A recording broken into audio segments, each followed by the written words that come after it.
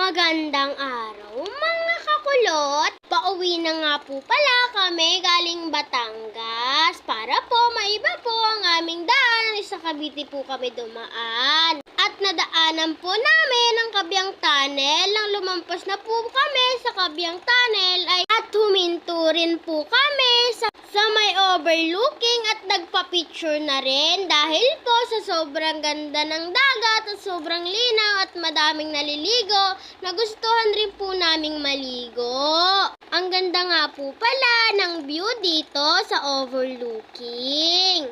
Ayan nga po pala yung dagat. Mura lang po pala ang bayad kaya pumunta na po kami dito.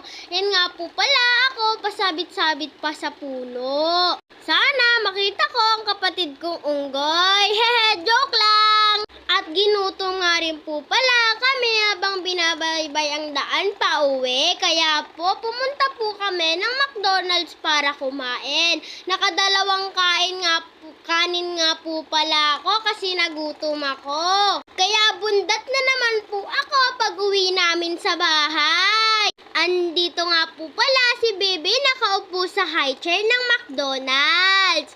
Ayan, kinakain niya nga po pala yung inuupuan niya. Lahat na lang kasi susubo eh. So yun lang po. Bye!